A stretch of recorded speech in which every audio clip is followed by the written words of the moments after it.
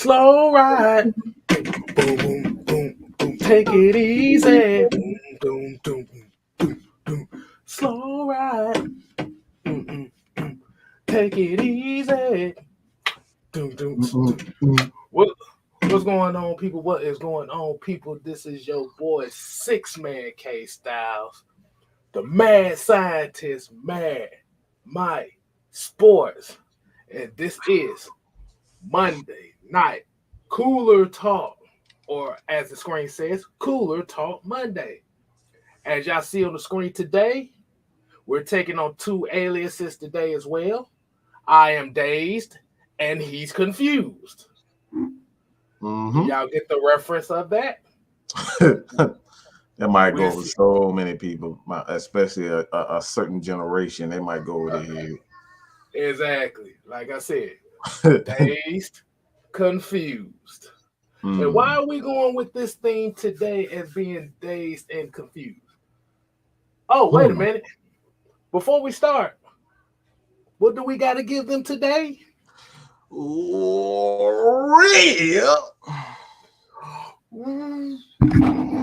roll call. Man, let's see who we got. Today's roll call's gonna be Joseph Thornton. We got Tavares Raven.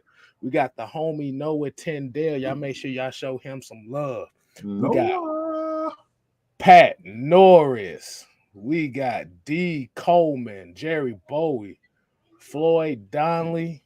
We got Esekpo Basie. We got MVGs. We got Michael Walker, not that Michael Walker. Mm-hmm. We got Terry Lloyd. What's up, baby? We got one of my player partners and one of my homies. Let's get it, GA in the building. Let's get it. And we got Yeezy in the building as well. I guess. Hey, look. Yeah. Look, Floyd Donnelly said. Floyd Donnelly already called it. Oh, okay. He already know. He know the song. He know the song. Look, he know the song. Mm-hmm. But did you get where the movie came from? What movie it came from? Mm-hmm.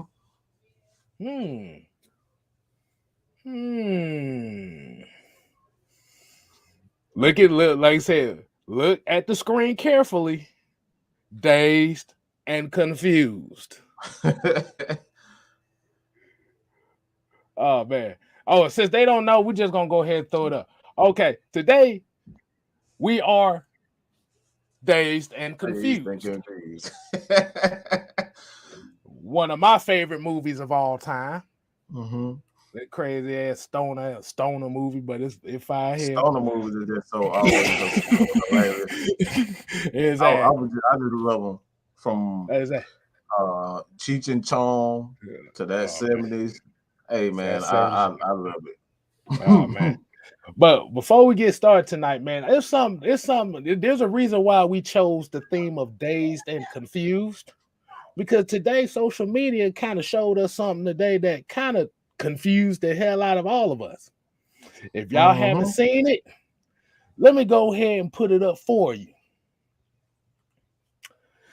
This is by Chris Hall. This was a tweet.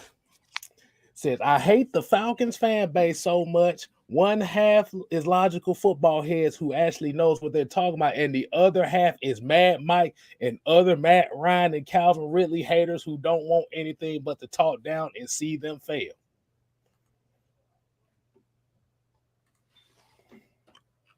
Hold on. Question. I got a question for you, Mike. How the hell did you go from being... I'm trying to hold it in.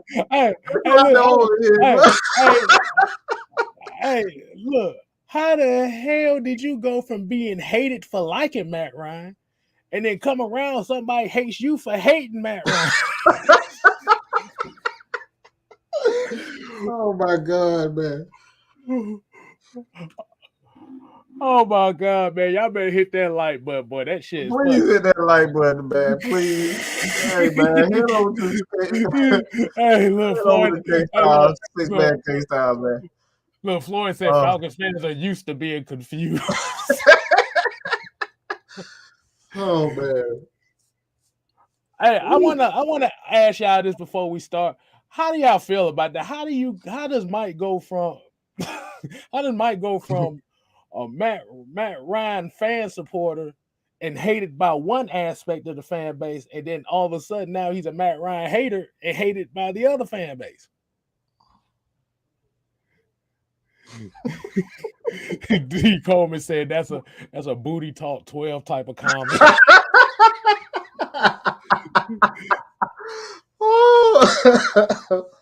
All right. Oh my goodness. Okay, so Ultra Shadow said, when did Matt Mike become Matt Ryan hater?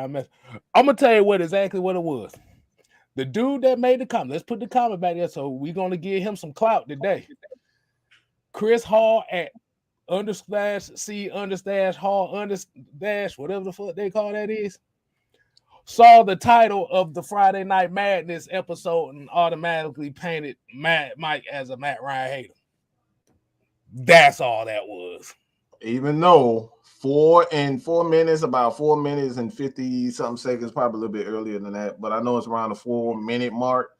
I literally went in to explain that title.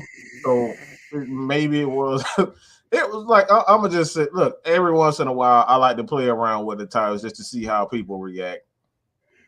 They did exactly what I thought they did. Exactly. If anybody took that shit seriously, need to really ain't really watched the damn show. I appreciate it, Ultra Shadow _. I'll just say _, whatever. Hell, he don't deserve. I don't know. he don't deserve _ for that comment. They'll talk about he just clout chasing. Oh, he gonna be famous after the night. I tell you that much. Hey, it's all good, man. Look, exactly. I'm good, man. I just like having fun, bro. People take it a little bit too serious a lot of the time. All right, so there we go. We did a little few-minute babble at the beginning. So, like I said, we definitely appreciate y'all. Let's go ahead and get right into it. And I know a lot of people have been hearing this news for the last couple days. Ooh-wee. Jordan Love to the Falcons. We got the whole city of Atlanta praying to the gods that this happens because I don't know why this song just pumped in me. Every time when I hear that, when I see his name, I always say, John. I don't know why that song always comes up. When I see that, I've been saying that all day when I hear that song.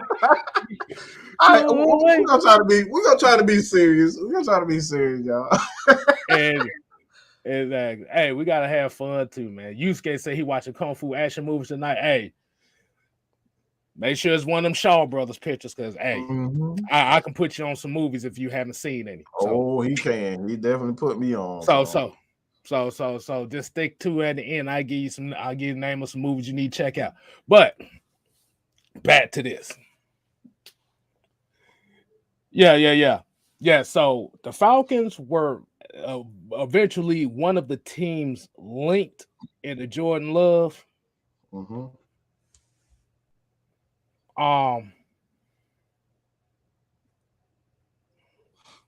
I'm looking at it and I see people already here talking about in Jordan we love. I like, if they motherfucking didn't see nothing after 2-3 years, what the hell makes you think he's gonna what the hell we gonna do with him? Boy, they want Matt Ryan out of here so badly, boy. They'll give their left testicle to get this man up out of here. Oh my goodness, man. But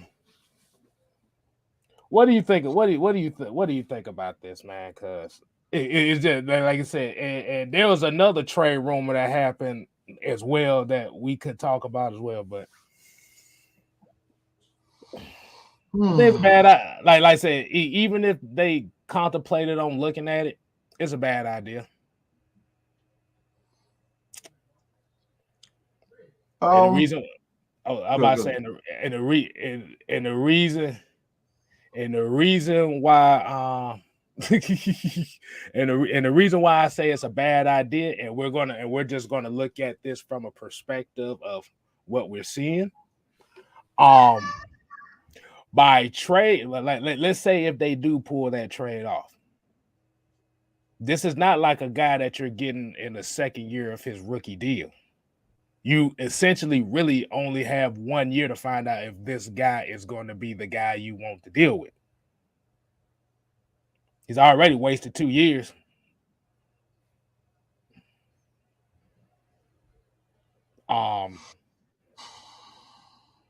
And it feels just one of those cases.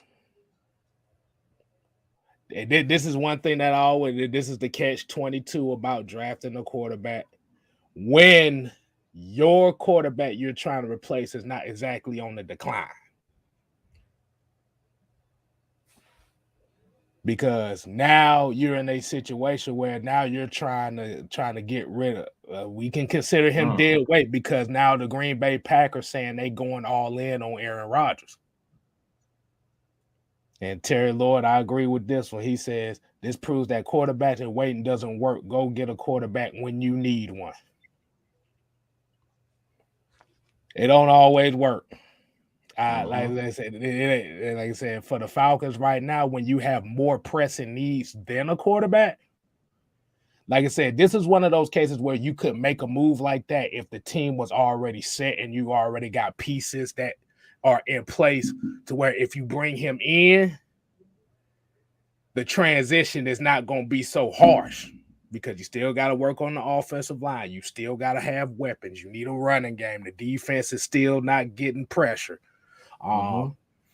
So essentially you'll be setting him up to fail over here.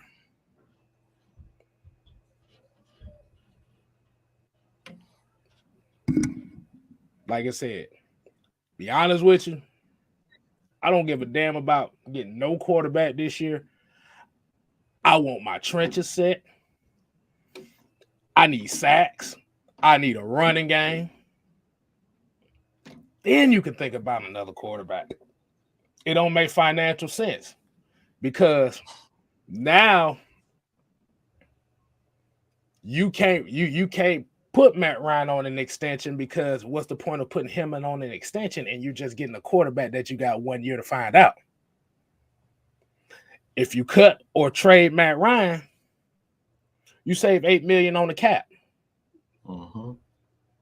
But there's a problem. There's a problem with that. The Falcons are $7 million in the red. We $7 million over the cap. So by cut, trade Matt Ryan, you're going to exactly get $1 million in the cap plus a $40 million dead cap hit. Forgot about that part, didn't they? No, the thing is, people don't really think about that part. And then you have to think about it too.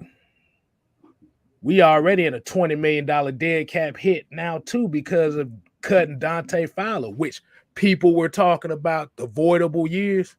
It's not that voidable if you're paying dead cap money for a player.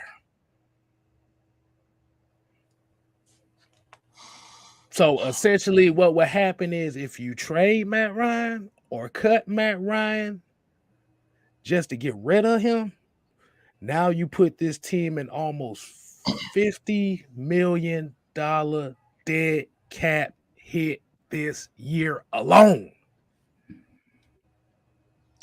Whew.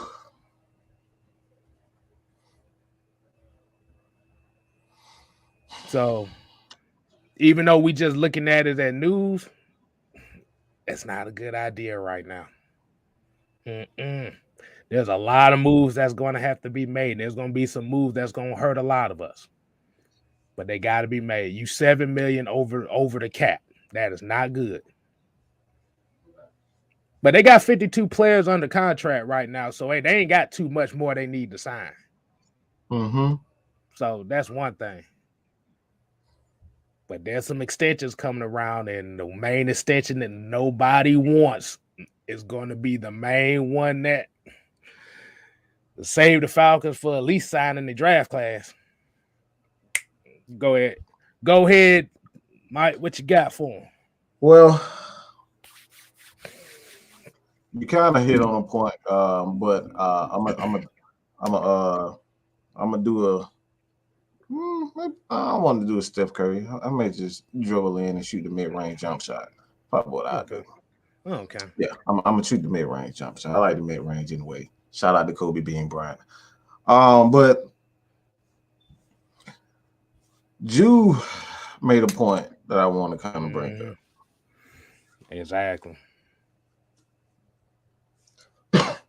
That's it. That's like this is literally it.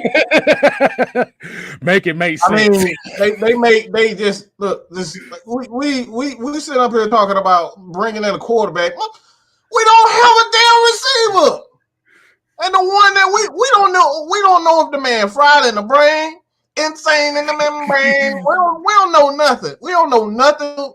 What's wrong with this dude? Is his right knee okay? Is his left knee okay? How about them ankles? We don't know if his shoulders are intact. We don't know if he want to put on the jersey. We don't know if he's ready to retire. We don't know if his girlfriend gonna take all his money. We don't know what's going on with Calvin Ridley. We don't even know if Russell Gage gonna be back. We have no idea if the kid's gonna be back. A lot of these guys are free agents. Who the fuck we going to? Football is not that. It's not that difficult. Hey, wait a minute. Let me see. Whoa, wait. Ain't nobody there. Y'all remember in the Pro Bowl used to have them damn moving targets? That's what the fuck we gonna be playing. We gonna be playing. Man, Ryan be out there throwing through some moving targets out there. You talking about the ones with the one? You gonna talk about the one where you got the bullseye? You gotta put the blue chalk on there. Yes, that's who Matt Ryan gonna be throwing to next year. Y'all up here trying to bring a quarterback in. We ain't got no freaking receivers. What is going on, people? Football is not that difficult. Run the ball, stop the run. Occasionally get to the quarterback and get interceptions. It's simple. That's how you win championships. So all these people, I said this earlier, and I'm totally not against drafting him lower. If you can get more picks, so be it. But I always say this: you're not drafting guys. If you're a new organization, you drafting that cornerstone guy to be, a piece, to be that centerpiece, and you build around that centerpiece. The Falcons are not in that situation. They already have guys on the offensive side of the ball that are the centerpiece. Kyle Pitts is the centerpiece. You look at the offensive line. Chris Lindstrom, he's the centerpiece. The defensive side of the ball, you got Deion Jones, you got Foyer, you got Terrell, and you got Grady Jarrett. They're already the centerpiece. So the Falcons are not missing the centerpiece. Where I have an issue is, we talked about this earlier, is about the value at that spot. Is Jordan Davis really a value pick? Is Kevon, I don't know how the hell you say it. How the hell you say his name? Kevon Chason. No. Thibodeau. That's his name. Kayvon Thibodeau. Kayvon Thibodeau. Like I said, I talked about this earlier. Is he really a guy that can be one of those players that has multiple skill sets? Now we know he has multiple skill sets in college, but is that going to translate to the NFL? And these are the things that we talk about. So I know a lot of people are like they look at Jordan Davis and say, "Oh, he can't rush the passes." So how do we know that? How do we know that in the NFL? How do we know that Kirby just wanted him to just be that guy that they plug up? Kirby could just wanted him to be that guy. We've seen coaches hold back players. We've seen Richard Seymour play plenty of positions. He changed up his game every 2-3 years. He wanted to be a run stuffer. They put him on the edge. Excuse me. They put Richard Seymour on as to be the nose guard, the nose tackle to stop the run. Like Richard Seymour is one of those guys. I always say even Reggie White. Reggie White was everything. There was nothing he couldn't do. He played every position. He played every position well. These are the things we talk about, value picks. And I said earlier, when you look at the Falcons already have guys with skills. So I know it's not ideal, but when you drafting the guy Jordan Davis with that athleticism, on top of being, in my opinion, the best run defender in this game, he's going to highlight Grady Jarrett. He's going to highlight Fourier. He's going to highlight Dion. He's going to highlight Ogundeji. Like, they got pieces on defensive line. The Falcons issue Marlon Davidson. You got to throw him in. Throw him in also. You know, the Falcons have pieces, but the issue, they don't have that guy that's going to, you know, force one-on-ones with Grady Jarrett. Let's just be honest. We don't have that. And I'm not sure if Thibodeau is going to be that guy that's going to force teams to not double team Grady Jarrett. That's like, I know we're talking about what he is in college. We know what Thibodeau, and he definitely can be a guy with his athleticism, with his overall skill set. I think he can be that guy, but we don't know that for sure. What I do know for sure is that man is 6'6", 350 pounds. I do know that for damn sure. Okay. But let me one more thing that I wanted to address. I got to get this off my chest. So just let me prepare. All right. Hold on. Woosah. I'm all right. I'm woosah before I even get to the point. All right. But woosah. I keep hearing everybody talking about drafting Sauce. Why? How the fuck we gonna pay him? Wait a minute, say that again. How are you going to pay Sauce Gardner? Do y'all realize how much corners get paid in this league? Even if your ass is above average, you getting $50 million. You gonna pay these guys $10+ million at the very least. Do y'all really get that you have to play players? How are you gonna pay? Let's just say if Sauce and Terrell end up being elite corners, you're going to have $200 million locked up in corners alone, and you still got a guy up front that you're going to have to pay.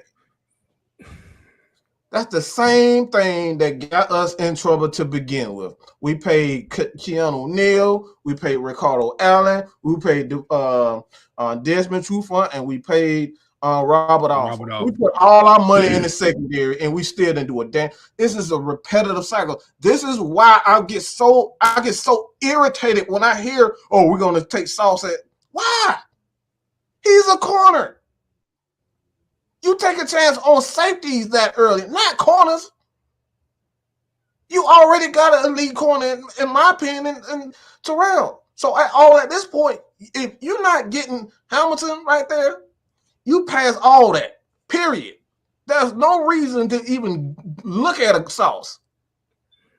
Yeah, because I about to say, if you draft Sauce Gardner and you don't want to repeat that same mistake, you might as well kiss AJ Terrell goodbye. And you might as well kiss that pass rush goodbye. Because, like I said before, you can have an elite secondary, but if your front seven can't get no pressure,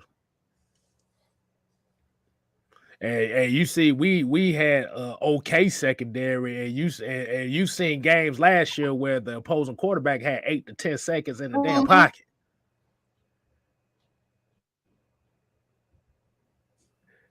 And all it takes is 3 seconds for wide receivers to break their damn routes and play schoolyard football.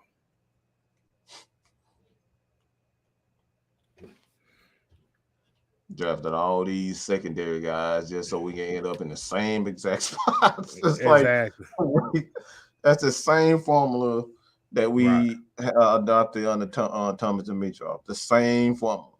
Like this, like even earlier today, I sent thank to Rashad. Shout out to Rashad for sending us some numbers as far as the salary cap in 2017. It kind of gave us an idea how he was spending money. Falcons, we talked about that earlier with Falcons backup quarterback was getting paid like $5 million just to sit on the damn bench. Hey, you want to say? Hey, I'm about to say we gonna say that one for the next segment. Okay. We say that for the next segment. We saving it for the next segment. I got you. But like and like you said, getting back kind of to that corner thing. Mm-hmm. And like I said, I love Sauce Gardner. I like his game. I like what he does. But the secondary wasn't a big issue last year. As crazy as it sounds, they really wasn't a big issue. Mm-hmm. Because there really wasn't too many quarterbacks that really threw for a lot of yards against their secondary. The problem was the Falcons had less than 20 sacks last year. Mm-hmm. Come on, man. Just say that one more time, bro. Say that one more time. The Falcons had less than 20 sacks last year.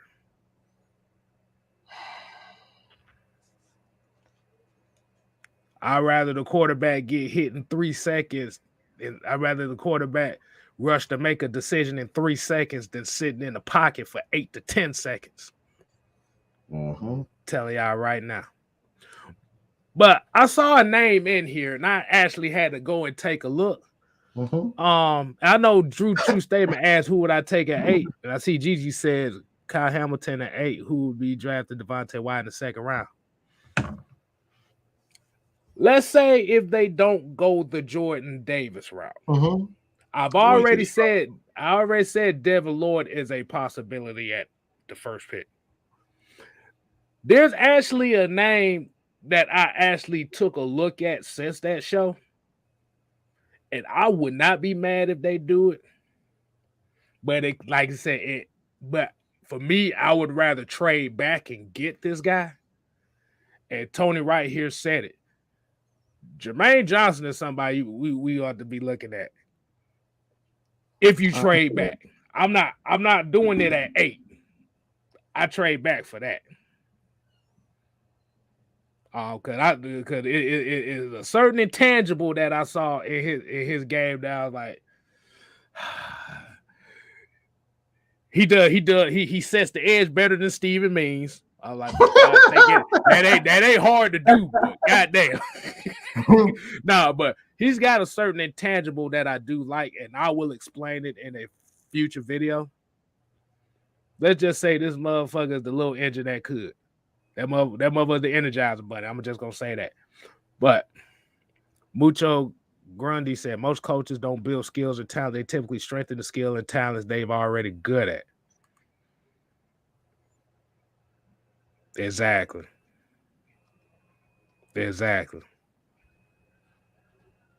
Yeezy said this is the price we pay for passing on TJ Watt. Don't remind me.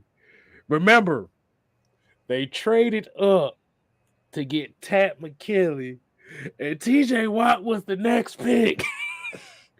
Remember that. Well, he traded it up for a guy that was already hurt in college. Think it's like he came out with injury. We couldn't even get him in training camp. He was already hurt. It's the stuff that Thomas Dimitrov did. Right. But yeah, getting back to the title at hand with the Jordan Love thing. Hell no. Because eventually you might have to pay that 5th year option. Drew, why you had to do that to us? You didn't have to write that. You could have kept that to yourself. Hold on, let's go and put it up on there. TJ Watt had more sacks than our whole team combined. Think about that. You think a quarterback is going to help that?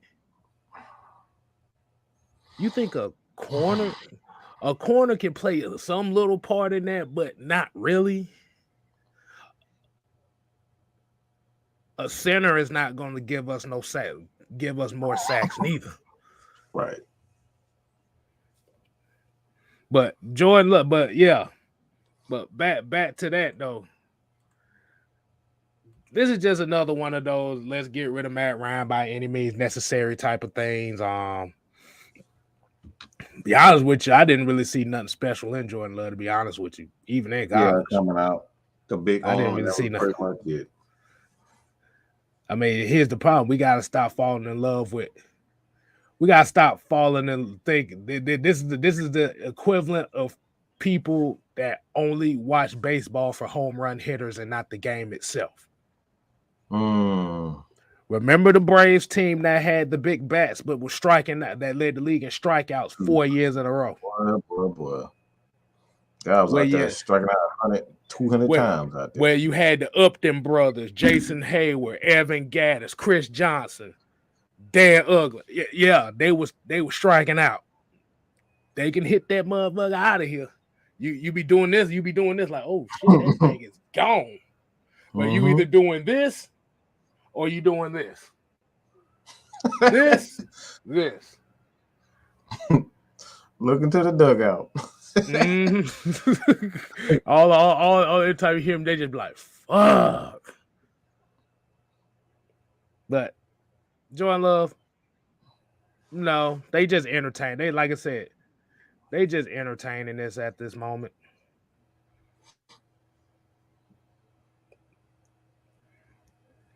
Hey, that's not lit. Go ahead, Mike. Go ahead. It's, at some point, we just like my thing is you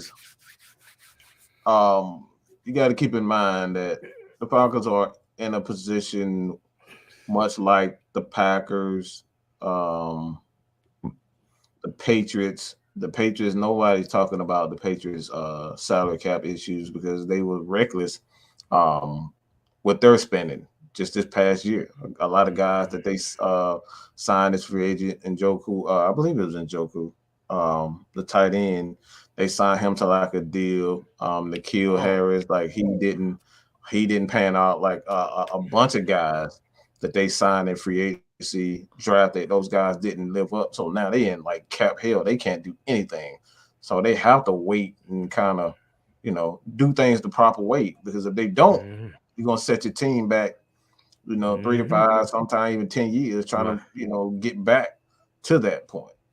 So the Falcons gotta be real smart. They gotta be real strategic here. And the problem is like I said, you're going to have to extend guys, and I'm sorry, but I don't think Fourier is going to be part of this equation next season. It's just the money. The money part ain't going to let it happen. He had to sign a major ad. He had to take on a major hometown discount in order for him to stay.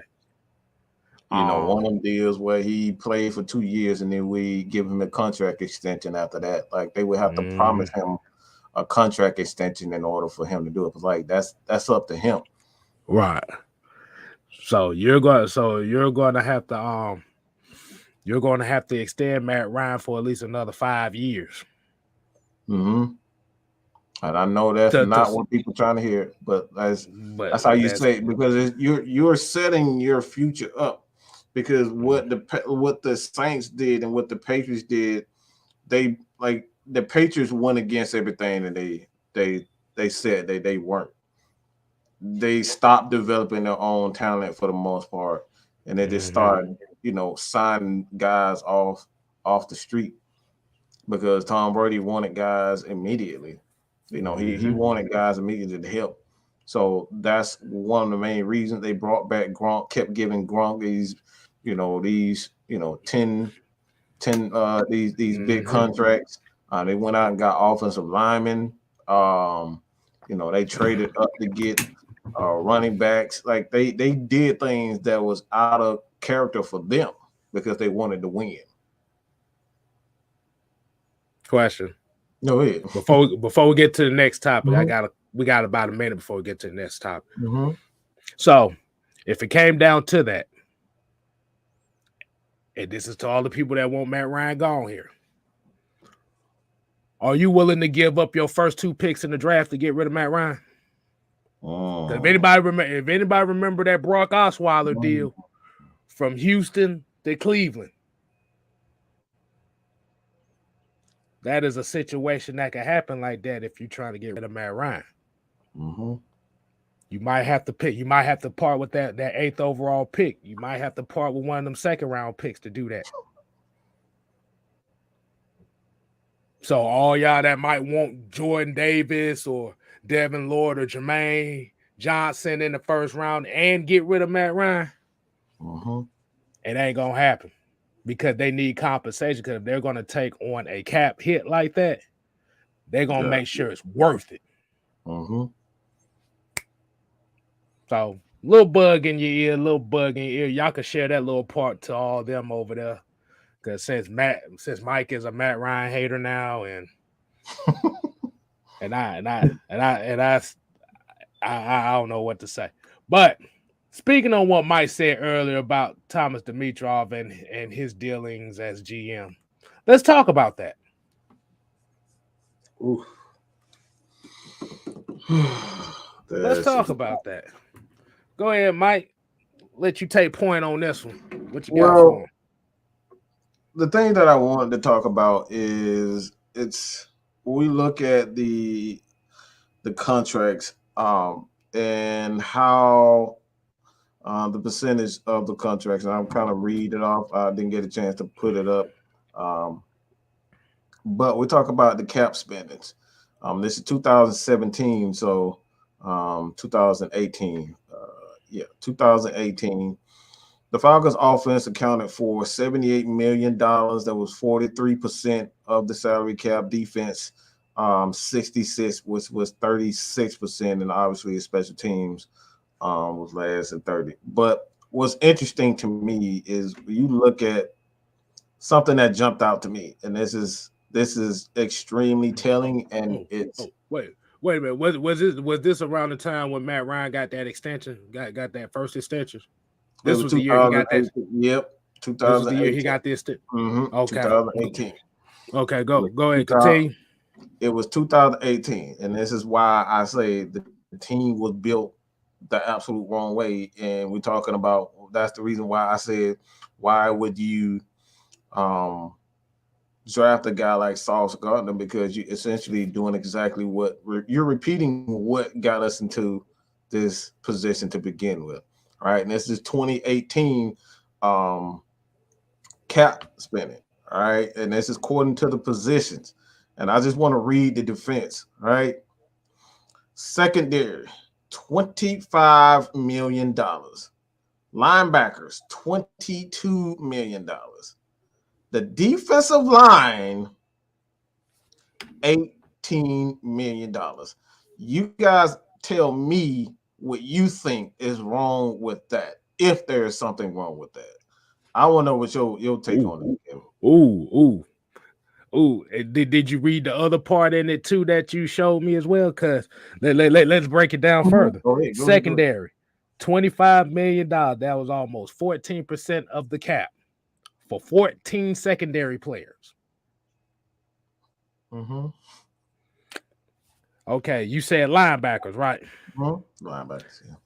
$22 million for 10 linebackers. $18 million for 6 defensive linemen.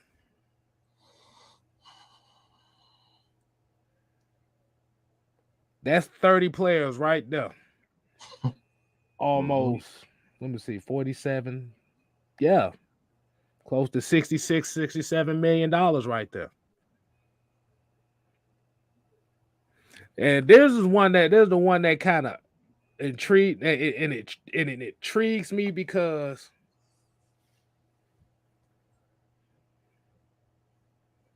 you couldn't give Dontari Poe the $8 million he wanted to stay here.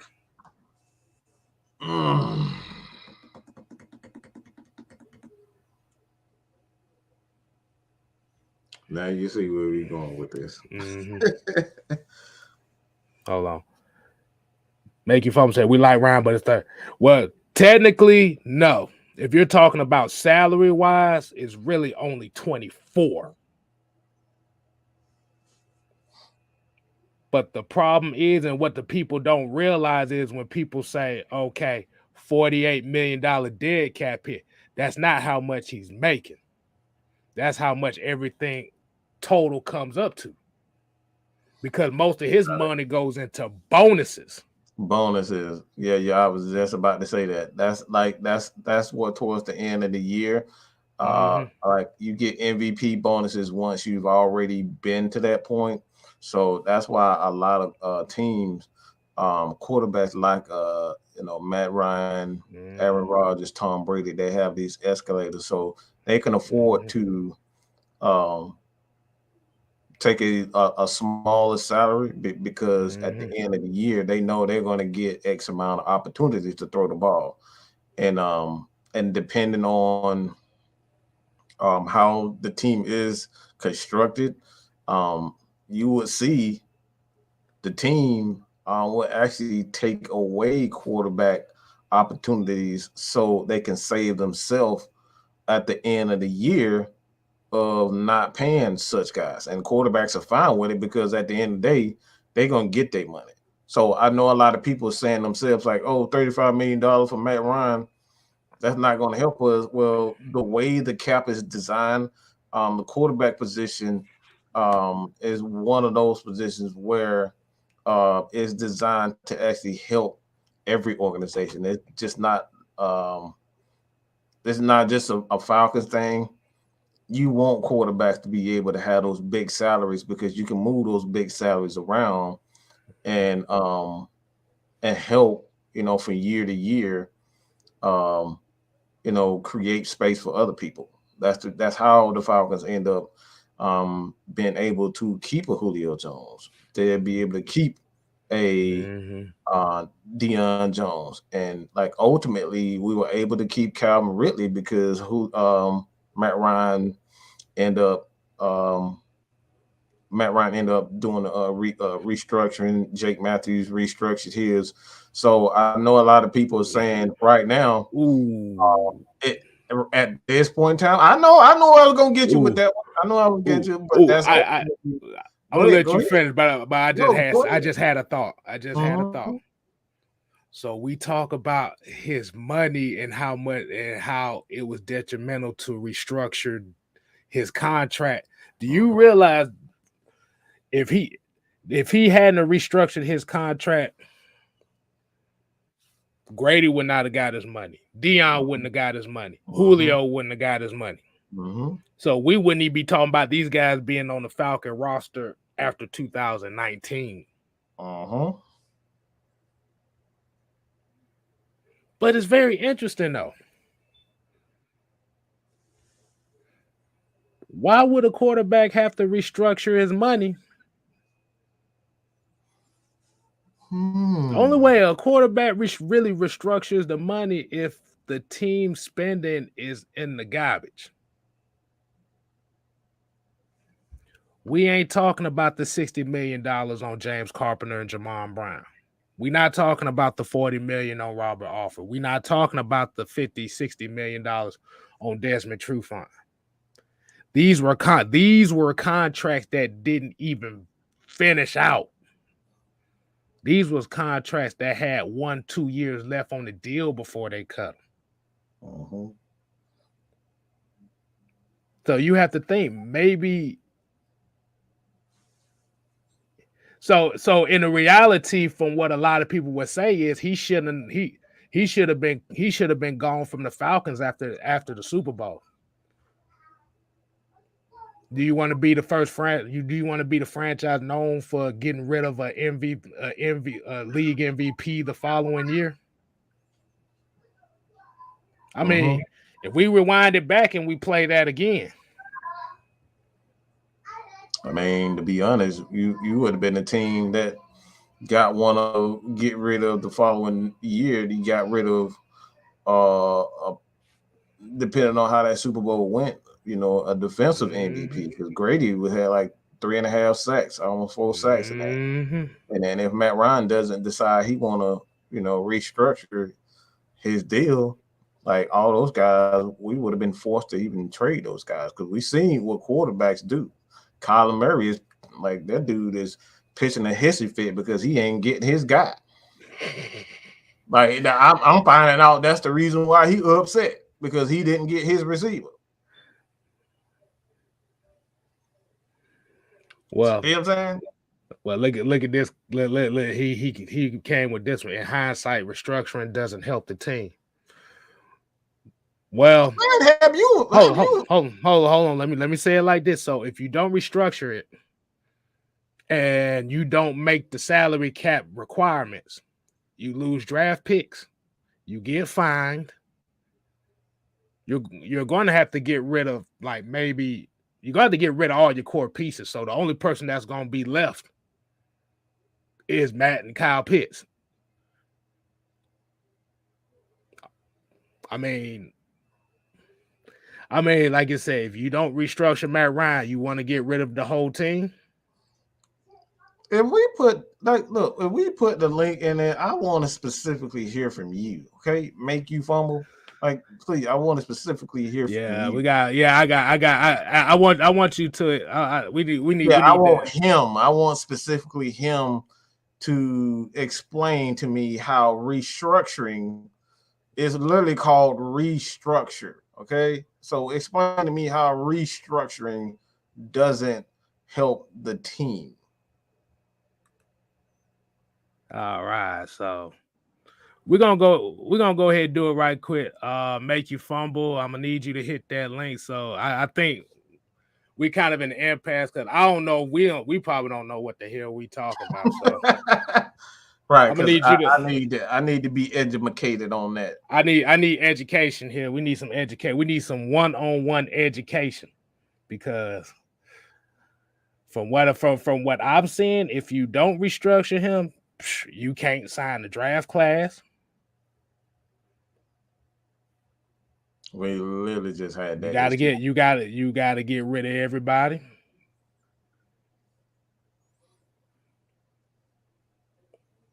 And like I said, the only reason why Matt restructured his deal so many times is to get everybody else paid. Jake did the same thing. And I think Debo he did it twice. He did it twice last year. Mm-hmm.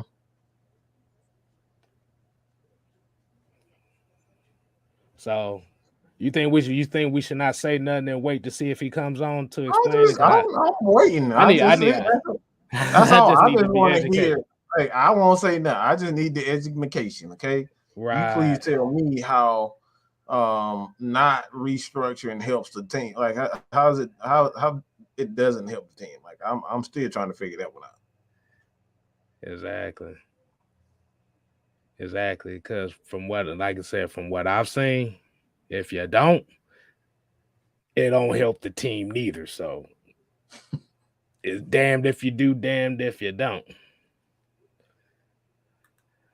I'm gonna do this one more time because he had been typing. He had been typing the last 3 minutes.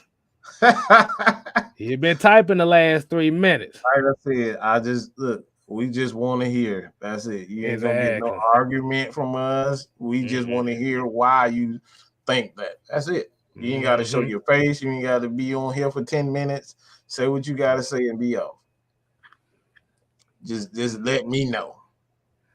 I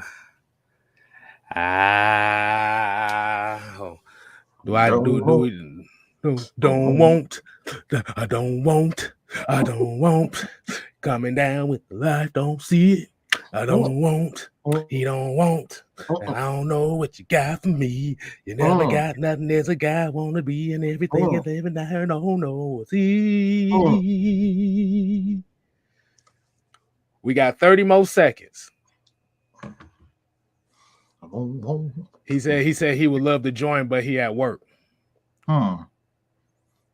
It seems like that's the what? Is that the damn common theme? I was about to say, boy, you must not be doing too much work over there if you sitting here typing while listening. Come on, man. You could have typed that yourself. I think what he's saying is about restructuring and signing garbage players.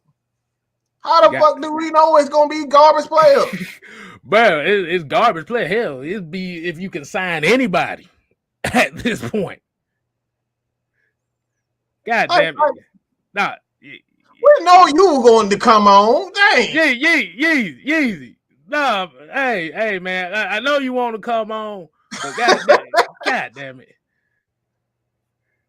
God damn it. That you want to let them on? Because that was just going to be for you that. got 5 minutes easy to say what you like I said, we going to get you next time, we homie. We go get you. We want to give everybody else a chance that feels as though that yeah, we need a couple new faces here. We got Ali in the building. Yeah, we promise we'll get you, bro. We'll get you. Exactly, we got you. Ali, what's up, man? Hey, what's going on? Ali? I'm just here for entertainment. I'm just here for entertainment, and for just to throw a few jokes at the people over here. I mean, I don't know if people like know math or general. Like, I don't know people they go like how math works basically. Should we start like with the 1 + 1 = 2? I mean, I don't know where to start right here. I don't know where to start. There's a certain budget, and you can't go over this budget. And if you go over this budget, you get fined, and that's why we restructure. Does this make sense? That makes absolute sense, but like I said, I don't know if these folks want to lose draft picks, boy. All right, let's just say, all right, we got $10 to play with, okay? Okay, $10. We got 5 players on the team. All right, we got $10 to play with. $10, okay? 5 players. 10 players. We can get $2 to this player. All right, what that leave us with? That leave us with $8 for 4 more. We got $8. So one player got $2, and we're trying to have one of the most explosive offenses, right? Okay, we're gonna get another one. We're gonna get another worth for another $2, probably even $3. Let's just say $3. Okay, so that's $5 that we allocated. All right, to one side of the ball just for two players. All right, and we can either give them 50 cents, we can give them a dime, we can sprinkle it on there. But at the end of the day, what I'm trying to say with basic math, some players are gonna cost more. All right. Mm-hmm. And we still have those $10 to play with.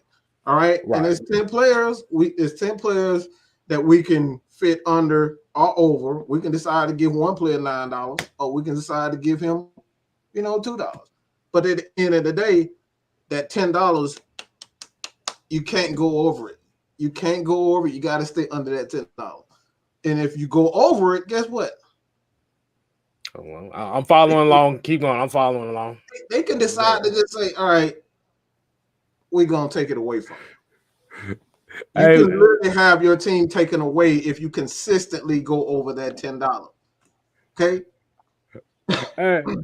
Hey, I could imagine if people start thinking like people that think like that. I could imagine if they think like that and they go into the draft. Mm-hmm. And they get the player that they always wanted, but the NFL said, "Nope, you can't afford them. You can't afford them." That's it. It's like going to the store with $10. Arthur Blank has money.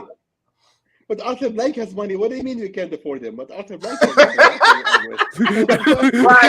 money. Boy, they're gonna be taking out PPP loans and all kinds of shit trying to pay for that. But yeah, that's one of the cons of going over that salary cap. That's why you see a lot of teams be trying to fight to get within the salary cap, because you don't want picks taken away from you. You don't want to get fined money. Oh yeah, Zay Green. Oh, I'm glad Zay Green is on here, man. We need you to come. I wonder if he at work too. He probably gonna be at work too. He gonna be at work. I knew he was. I knew he was gonna come for this one, but no, I love the people who just go like, "Hey, we should just sign Deshaun Watson and the trade my try for Deshaun Watson." Well, we'll just pay them. We'll just pay Deshaun Watson more. We'll just pay him more. I'm like, well, from where? It's okay, Blake. We'll do a cash app or something. We'll get like what are you talking about? Hey, Javaris, you can hop on to the link is in the screen. I want you to explain. But first of all, the topic of the show was, how do you feel if the Falcons go and get Jordan Love? And Zay Green, the link has been in there the whole time since you've been in there. I'm finna drop this thing one more again. Again, like I said before, man, and you only have a certain amount of dollars You can't spend no more than what they tell you to spend. You only got in the case the Falcons only have $204 million. All right. No matter how much you think, how rich y'all think Arthur Blank is, he's a billionaire. Why he can't afford it is because each team can only spend $204 million. So you got like I said, there is a league maximum. There's a league budget. This ain't personal money. This is league budget. Yeah. No, I love the other one. Sorry, God. Oh, go ahead, man. What are you saying? No, it's just going to bring up the other one about the stadium. Like Arthur Blank should not have spent the money in the stadium. That's the other thing they point out there. Like you all know that this is not related. Like the cost of the stadium has nothing to do with how much we can afford players. Mm-hmm. And people love to bring that argument up. Oh, we wasted all our money on the new stadium. Like, no, that's not related. Stadium and NFL budget has nothing to do with. It had nothing to do with stadium. Yeah, but it's just the comments you see out there. You're like, what are you talking about, man? Right. All right. Gonna get a couple people here. We're gonna let Yeezy come in here, and we got Pat Norris as well, man. Hey, what's up? What's going on, man? What's going on? What's up, bro? I mean, I'm pissed off, bro. You see, Thomas Dimitrov, right? Yeah. He went from GM to a YouTube podcast. How the hell you went from GM to YouTube podcast? Oh man, I'm out of here, bro. I don't think I want to see him. Cause didn't nobody want him as GM. He like, shit, let me just go ahead and join the podcast game. I could talk about the players I should have got. TJ what? Hey. See, his take is like he be making the worst steak ever, bro. Like all day Stephen A. Smith and Skip Bayless steaks, bro. Go look at this shit. He said something that I was like, bro. He said, I'm like, what the hell? I would have drafted mobile quarterbacks. Motherfucker, you wouldn't hear you didn't draft a goddamn quarterback. We were eating out the damn trash, the quarterback. What the hell are you talking about? I like shoulda, woulda, coulda, motherfucker. Goddamn, he got 200 followers. Subscribers. Shit, you damn sure should have been drafting better trench players. That's what you instead of worried about a goddamn quarterback. But check out this podcast though. Y'all guys make sure y'all check his podcast out.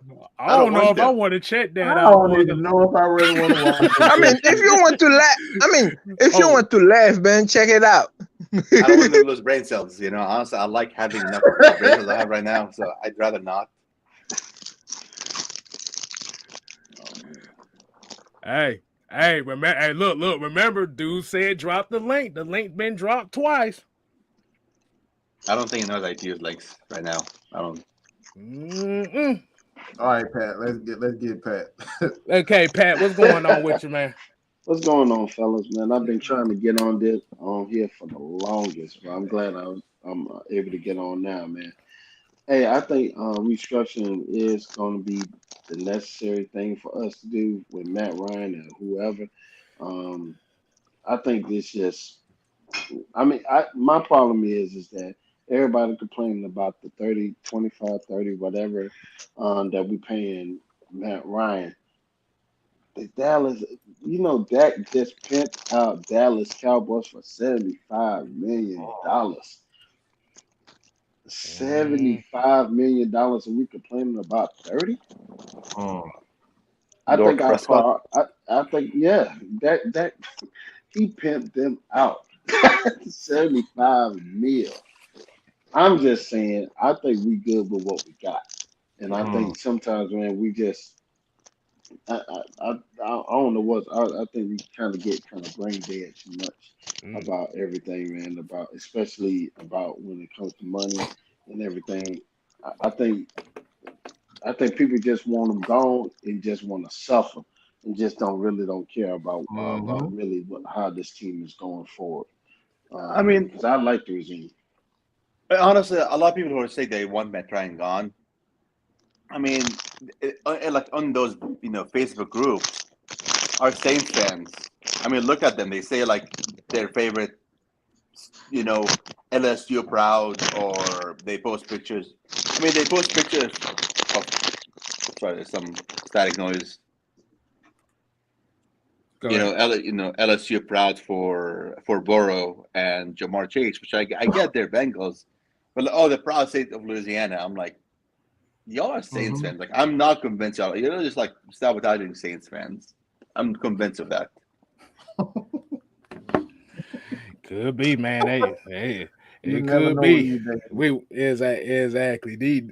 Yeah. Remember, sports fans are fickle as hell. Not all of them, but there's a lot of them that are fickle as hell, boy. They'll turn on somebody in a heartbeat. But like, go ahead. Sorry, go ahead. I was gonna say, I know this personally. I know a lot of former Falcons fans during the Bucs game.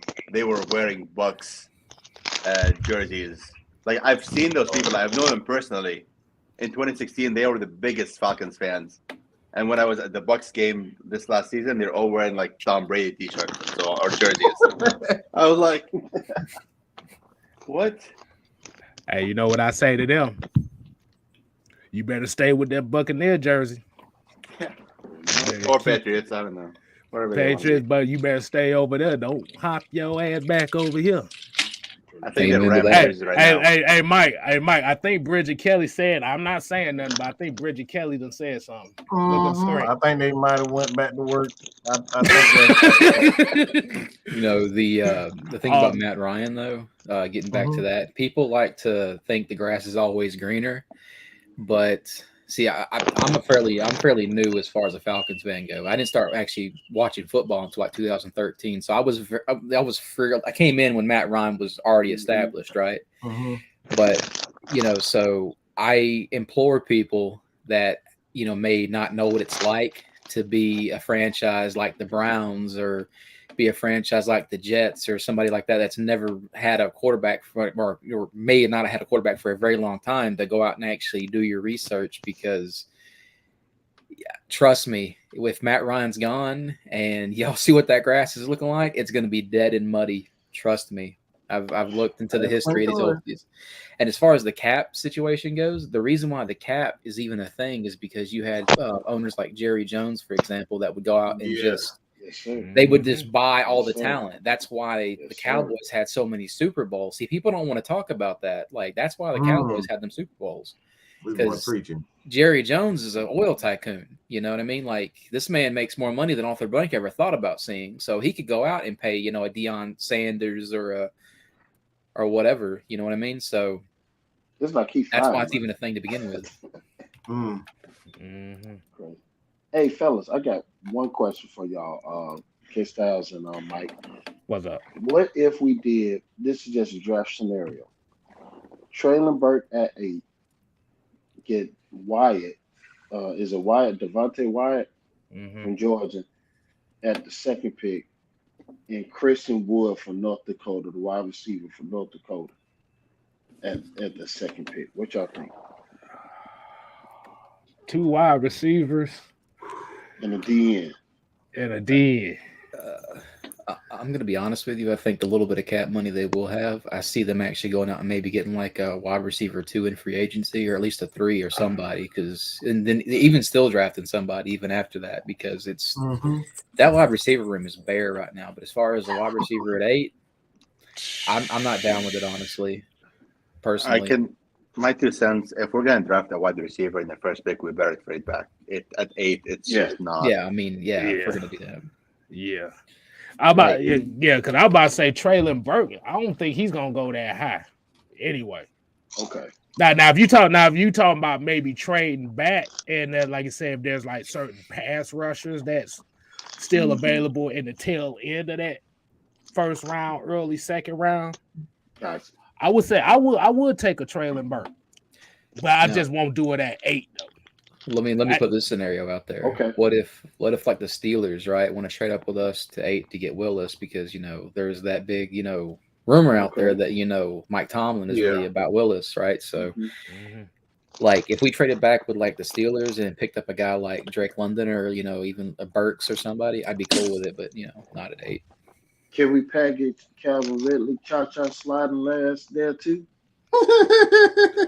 Shoot, yeah, we could pack it. Hey, look, we could put Calvin Ridley in there so he could be away from Atlanta, because I know that's what it is. He wants to be away from Atlanta.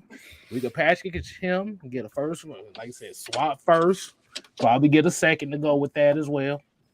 I have a theory actually with Ridley. I kind of see Arthur Smith might be setting up for an actual trade, not this year but next year. Because if I'm not mistaken, kid out of Alabama comes out next year. The QB at Alabama, what's his name? Bryce Young. Yeah, like you trade Ridley for a first next year, and then you got 2 firsts and a second, and then that way you give you ammunition to trade up for maybe your franchise quarterback to precede Matt Ryan, and that way you don't have to mortgage your next few years after that. But he's small. I don't that dude is small. He's real. Yeah. My thing is my thing is not like you still have to set the foundation for the quarterback. All right, the foundation has not been set. As much as we think, we still have to make sure that we have that guy. And I think that's the process first. Once you get a guy on offense to say, all right, I think our offensive line is okay and we're making a turn, the defensive line making a turn, that's when you start focusing on bringing in the quarterback. So it could be Arch, it could be Bryce, it could be a lot of guys in college right now, but I think their focus on setting the foundation for that quarterback, because it's like I said, you're going to be able to get a quarterback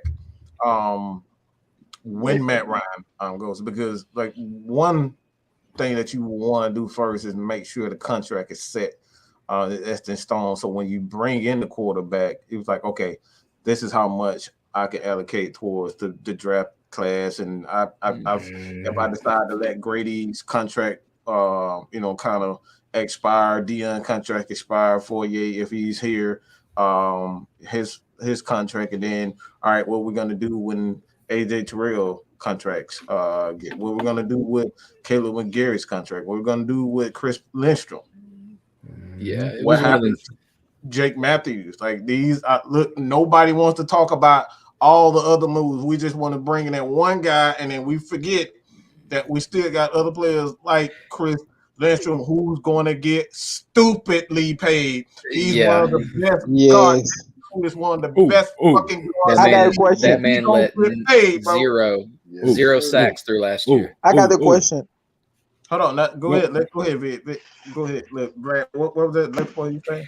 I was just saying that Chris Lindstrom literally allowed 0 sacks last season. This man was a nightmare for defensive lines. But yeah, as far as the Ridley thing goes, that was just kind of like a little thought experiment I was having. You know what I mean? Potential, maybe something that could happen.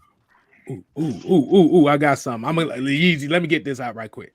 Can you imagine bringing in a quarterback and not only having nobody to throw to, but nobody to protect either? Can y'all imagine that? And maybe the ones calling for that quarterback can jump on and they can, catch the ball or something, But the thing about it is, are they really ready for that? No. We can say we ready for it, but are you really ready for that? See, the thing is, you could have Peyton Manning back there, but if he's getting sacked every play, doesn't matter. It's just it doesn't matter. Yeah, so. And the thing about I was saying. Go ahead, Jesus.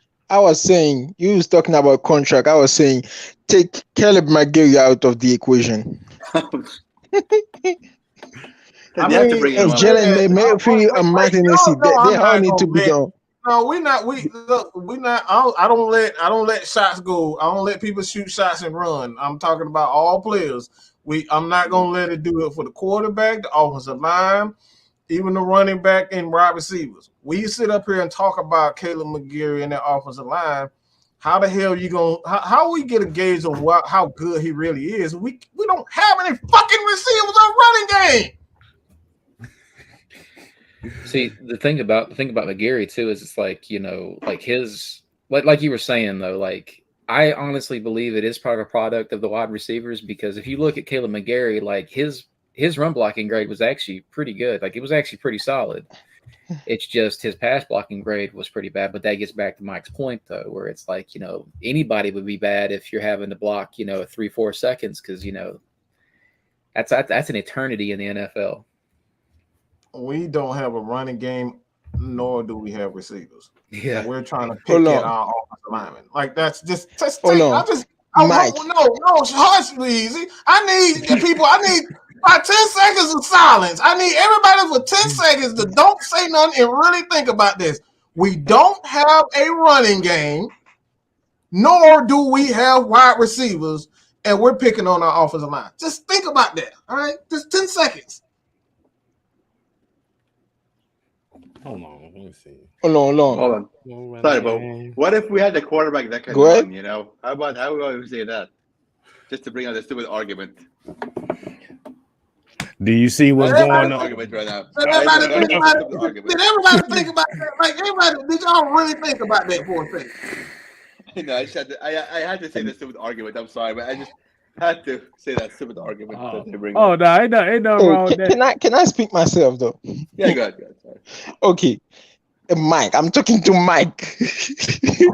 Do you see any improvement in those guys? Because I saw like a film that you is filming a film of Caleb McGarry. Until you answer this question, all right?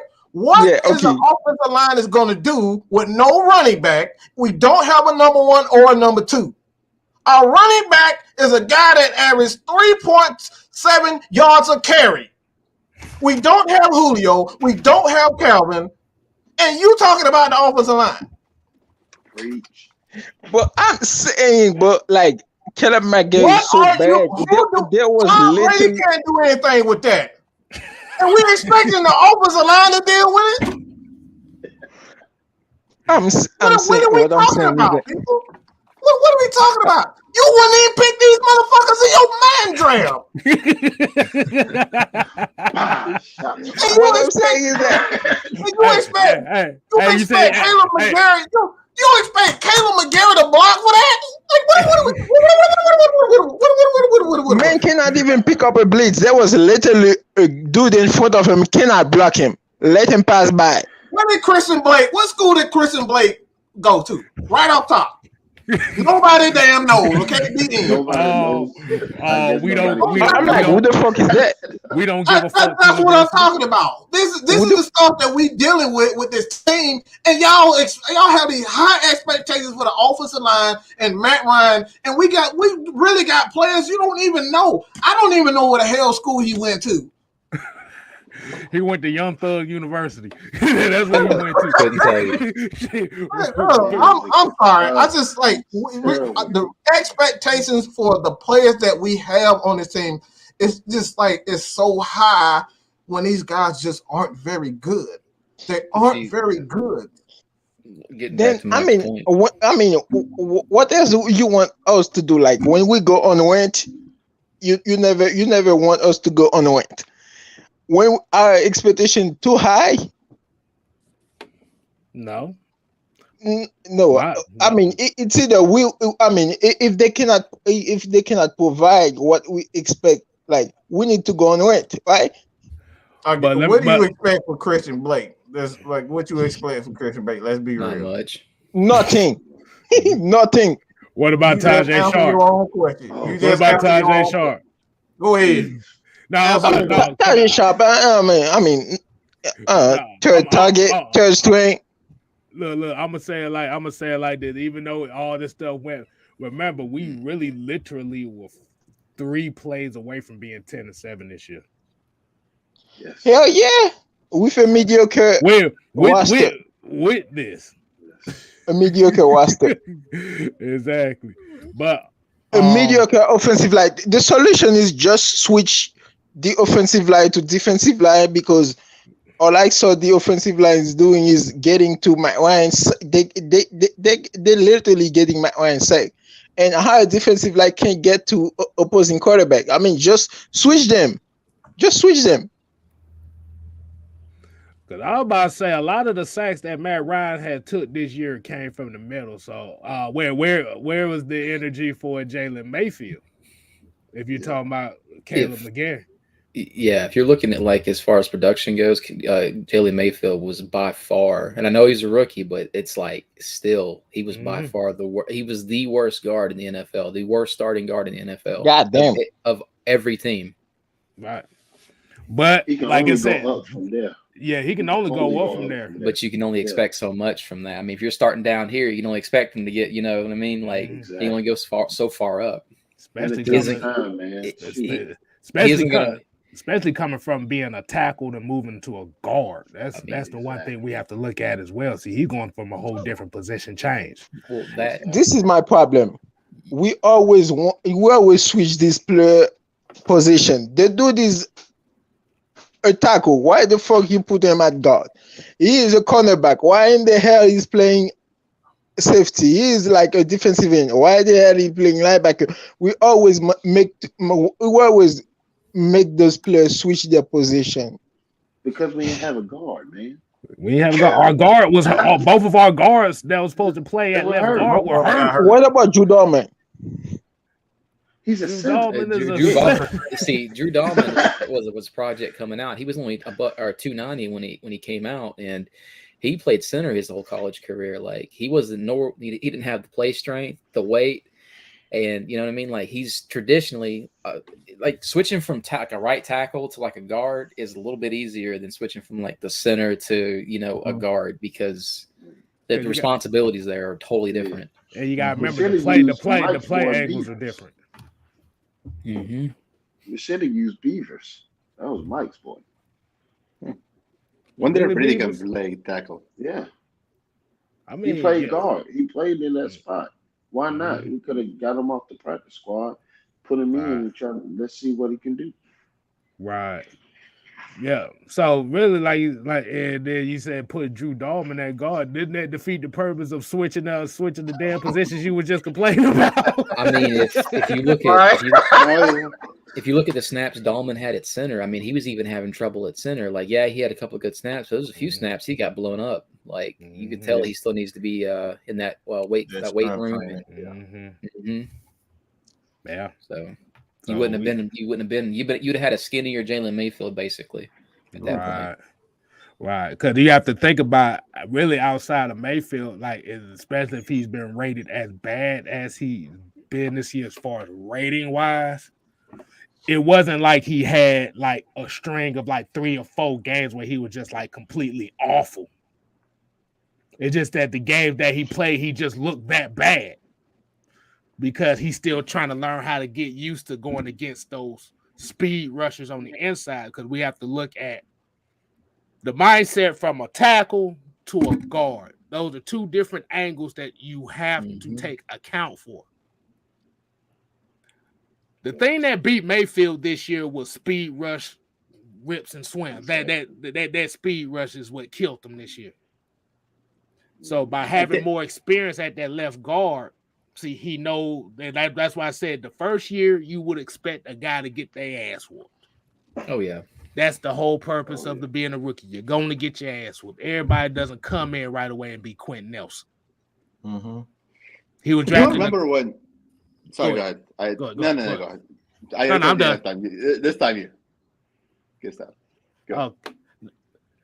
I mean, as far as the Mayfield goes, like I think he'll be a serviceable, guard in the NFL. It's just it takes him a little while to get adjusted because you have to also realize this is a brand new scheme. This is the first year Hennessy was starting, and he was still learning how to call these plays that Arthur Smith is going to run at the line. So a better calls from him potentially could elevate Jalen Mayfield because then he'd have a better idea what's coming at him. So you got to look at it from that point of view too. I was gonna say, if I remember, fronts, that's another thing too. This is where we're talking about you got to be real with your expectations. Like I understand that you're talking about Mayfield's struggle, but Mayfield was probably one of the only a few guards in the league that were comfortably seeing 8 and 9 man fronts. We're talking about consistently seeing those fronts. The Falcons, after they lost Calvin Ridley, were consistently seeing 9 and like a lot of times even 10 man fronts. They were saying 10-man fronts because guys just could not get open whatsoever. So when you don't have that space that a Julio, that a Calvin Ridley can naturally give you, just what their, speed, you're not going to, you're going to put, especially guards and young guards, you're going to put them in a position where they're indecisive. They don't know to slide here or slide there because this guy's crisscrossing, and you got to watch for the guys. Their eyes are all over the place. So this is the reason why I say you have to look at the talent around him. If these guys are still struggling with the Julio, with a Calvin Ridley, the Hopkins, if they're still struggling at guard with those guys creating the space, like I actually did you guys follow me on Twitter. I put a lot of videos up as far as just highlighting certain plays and whatnot. And this is what I put. The Falcons' space completely changed when Calvin Ridley came out. Nobody respected anything that we did as far as the receivers. They brought everybody up to the line, and then when you have that condensed area, there's only so much offensive lineman can do because they're constantly being – those A and B gaps are constantly being placed. So this is why this dude's head is spinning. A lot of these guys' head is spinning. Mm-hmm. Go ahead, K-Style. Go ahead. I agree. But I said I'm gonna go ahead and bring a couple on. Okay, Easy coming back on. Gentlemen, thank you for the opportunity. I'm head on now, man. Oh, bro. No problem, man. Hey, man, definitely come back on whenever. They appreciate the love, man. We family over here, baby. You got that right, Easy. Exactly. But yeah, it's Mayfield. I think Mayfield will be fine. Like you said, he done got used to seeing more of this, like kind of like the speed rushers and the bull rushes and stuff. I think he'll be fine. And like I said, McGarry, this is gonna be kind of like the last year for him, as far as the prove it year. Because the thing is, you don't want to just get rid of him until you know exactly what you got. Now it could be better. Yes, it could definitely be better. Oh, they are looking at tackles also. Like, exactly. Tackles is they're going to draft a contingency plan. Oh, absolutely. And that's what teams that's trying to win do. Teams that's trying to change culture. You're looking for contingency plans, as they say. The plan is to move to Grady to tackle right now, other than McGarry. That's what I would do. Have him play both defense and offense. Hey, maybe he'll be a good, solid nose. We don't know.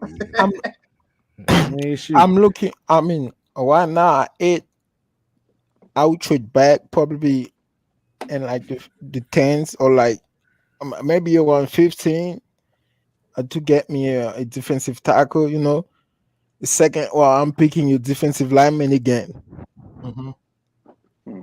And I'm picking a wide receiver. But I mean, this offseason, we don't have to go all the way in this offseason. We could actually like get some dudes off the books, like the Julio Jones. We're still paying those dudes. James Carpenter, we're still paying those guys. I mean, keep improving, hitting the draft. We don't have to mess this draft. We can't afford to mess this draft. No. Can we? No. Like I said, the thing is, if you got to get one. You got to find a way to get one of these pass rushers. Yeah, because we definitely need one of those. Yeah, this is why I say, and like my first to pick got to be defensive lineman.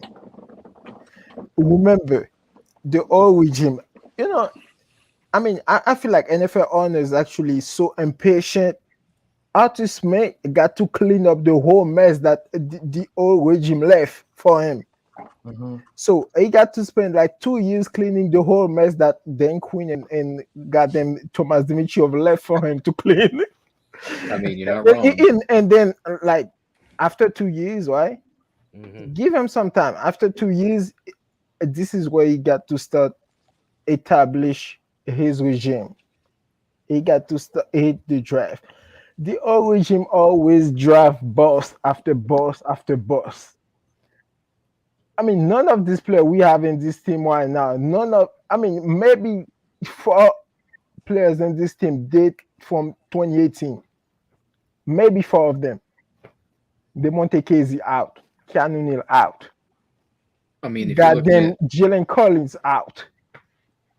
if you're looking at like hit out. If you're looking at hit rates on like first round players, I mean, you're looking at like as far as like productive players, I wouldn't necessarily say like, you have your, Vic Beasley's, they had that one Pro Bowl year. But if you're looking at like if you're looking at like hit rates on first round picks, like they have about a 65 to 70% hit rate on first round selections. Yeah. Like, Neal can stay out here.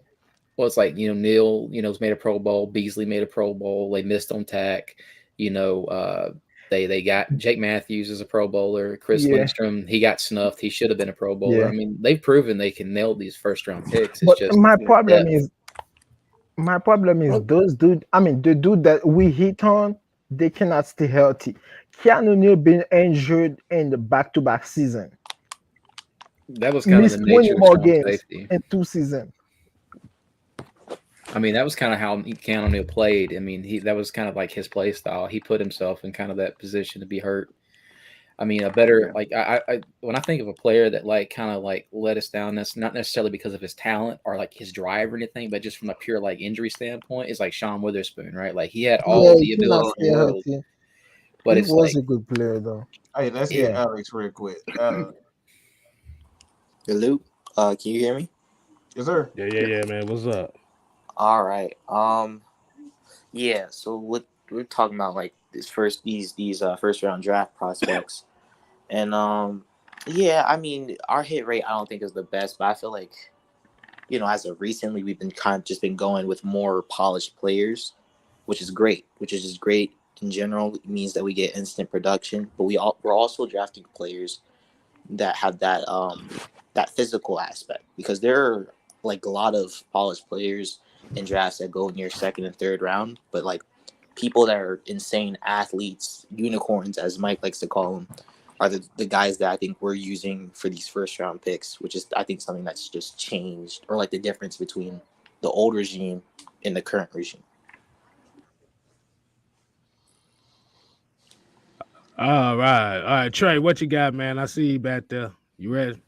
What's going on, y'all? What's up, man? What you got? What you got on that, man? So really for me, just to go off of what y'all were just last talking about players that kind of the injuries and how Dimitrov kind of failed us with these picks and these signings. To be honest, a lot of it does go on Dimitrov, of course, but you kind of have to, like we said, coaching does matter.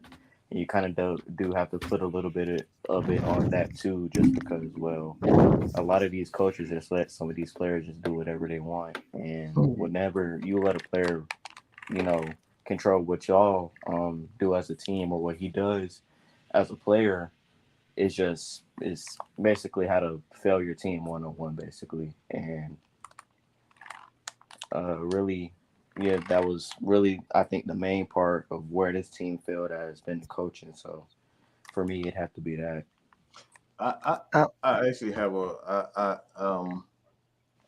you make a point, and it's something that I thought about, just looking at everyone's and hearing everyone's thoughts and opinions. And one thing that I've been thinking about is not so much whether or not a lot of these guys are good enough. I think a lot of GMs who get their job, they are talented. They are the best of the best. But I think the Falcons went wrong is they didn't stick to a plan. And Tony Dungy kind of went with this. He kind of said this early when people kind of, going at Arthur saying, you need to change your philosophy. And Tony Dungy is one of those guys who is synonymous when it comes down to being is his way and he's going to win his way. Tony Dungy never changed his philosophy. He stayed with that cover two. He tweaked his system, but he stayed with that cover two. He stayed getting cover two safeties, cover two corners, fast linebackers and fast defensive linemen. That's what his philosophy. So I think the Falcons' issue is not so much Thomas Dimitrov wasn't a guy who wasn't able to see talent. He obviously knows talent, but he constantly changed his philosophy, even with the offensive line.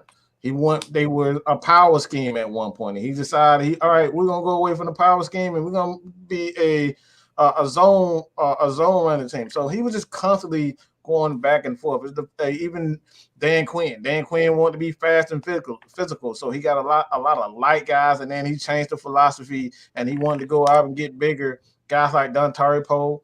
And like I said, it's the constant change. I think if you're going to be a good GM, stick with a philosophy. And that's something that the Falcons never truly did. And I think this is the first time we're going to play hard. We're going to run the ball. We're going to be tough up front. And we're going to, like I said, it's not going to be pretty. We're going to play ugly football. And I think that's what the Falcons are finally understanding. Stop, experimenting with the styles. This is what we are. Stick to it. Because I mean that does make a lot of sense, because then you end up with players like, this player is amazing in a zone blocking scheme, this player is amazing in a power blocking scheme, and then you give the zone blocking guy a contract, and then you give the power guy a contract, and now your team doesn't benefit from it because they don't belong on the same field, because they don't belong in the same system. So that's why when I initially heard Arthur Smith and Terry Fontenot's first presser, when I listened to what they had planned, they had a very clear, defined way of how they're going to build this team, and that alone sold me on. I mean, Arthur Smith was probably one of him and Eric Bieniemy were like my two top coaches when we were looking for the coach, right? And that really sold me on Arthur Smith is when I heard Terry and him talk, because you never really got that from Quinn or Thomas Mike Smith. They always gave like buzzwords, they loved their buzzwords, and it didn't really say anything. It sounded good, but it didn't tell you nothing. Hey man, we got the homie J Rock for life that entered the chat.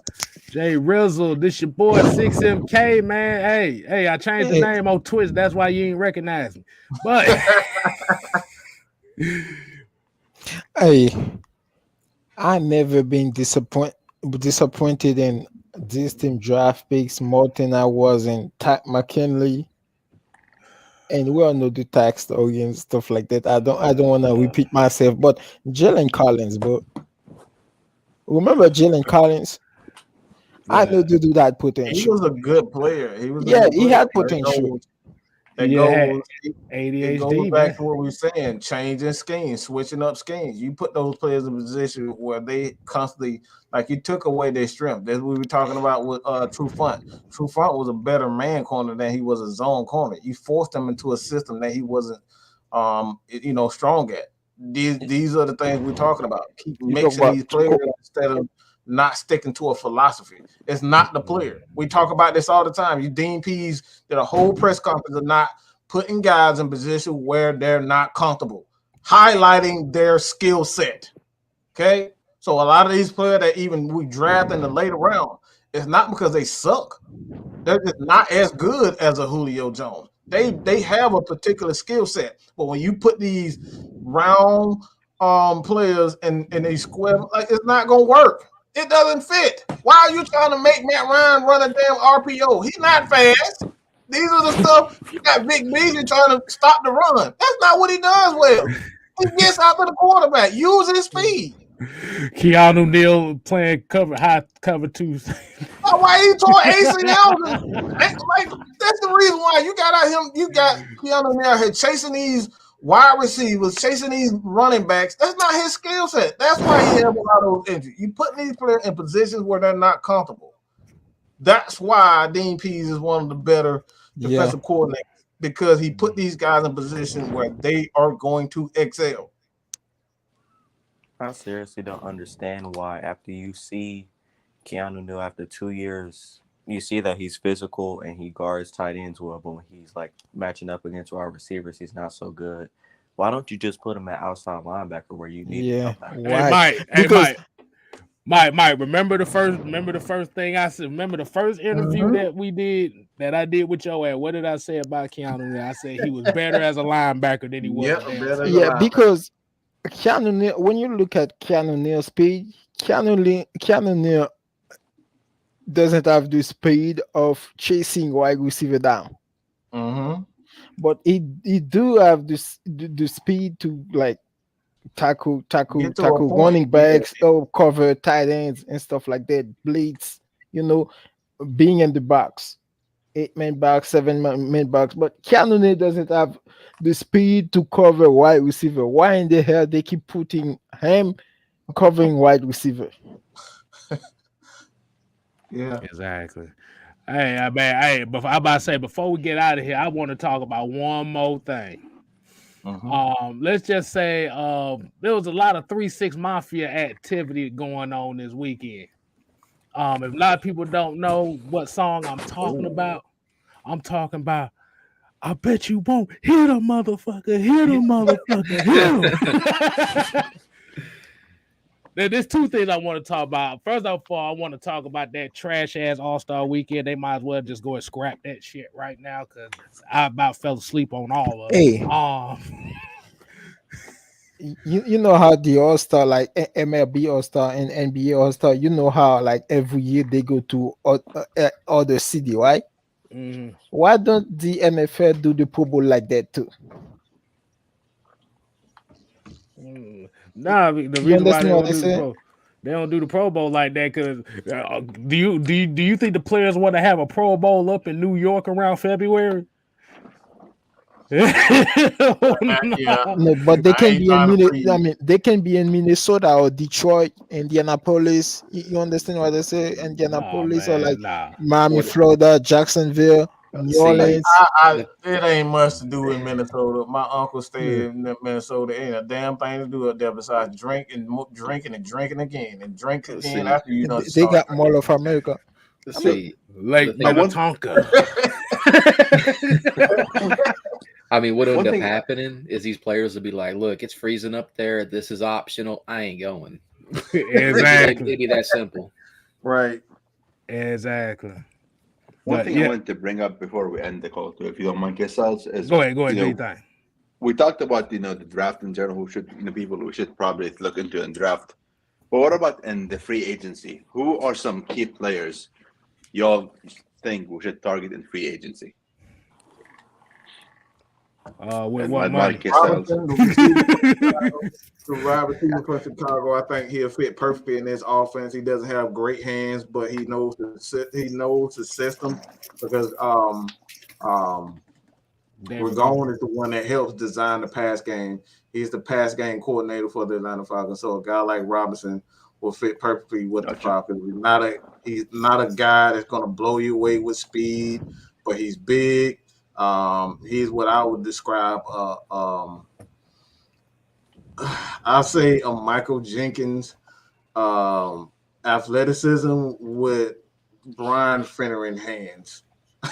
If you understand what I mean by that, Brian Finneran was a sometimey you see my head down, right?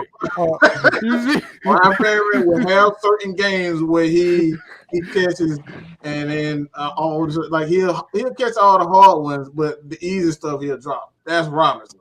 So I think he fits perfectly with the Falcons, man. The Falcons wide receiving, like they don't do a lot of, they're not.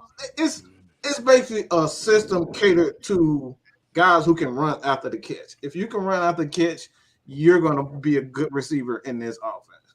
Or go with Deshaun Jackson. Yeah, he might get his leg broken in this system. What do y'all think of Juju? Nah. I like it, but I don't want to worry about being on TikTok. Like, I think they would be clashing immediately. Yeah, this team, our culture is like a drama-free culture. We don't want that BS down here. Yeah. I remember in training camp when Arthur's why do you think Vontez Burfict ain't down here? That would be the perfect linebacker for this system. boy. Why you think What he ain't down system? here? What system? For the defense.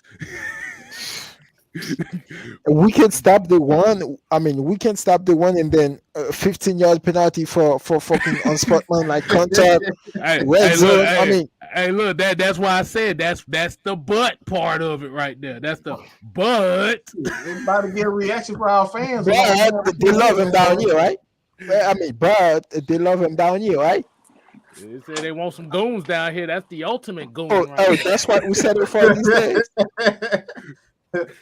This is what we settle for these days. I guess shit. But getting back to the question about free agency, man, what can you get in free agency right now? You ain't got no money. With like win the cup or something like that. Go with a cheap receiver.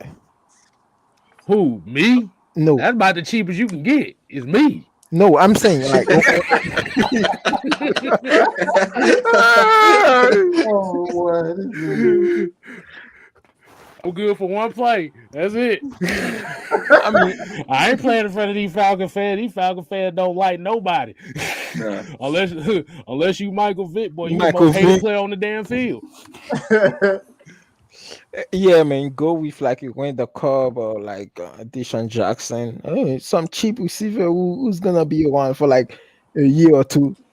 I'd go out and get well, I've already said it, Sebastian Joseph Day, which I'm pretty sure y'all are tired of me saying it.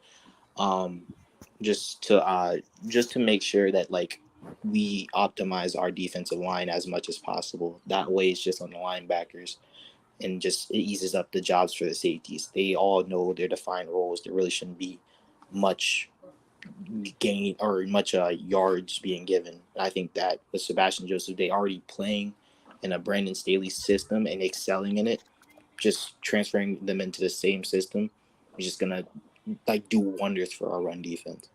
Okay, you talk about defense. Why do you guys think Foye won't be back in this team?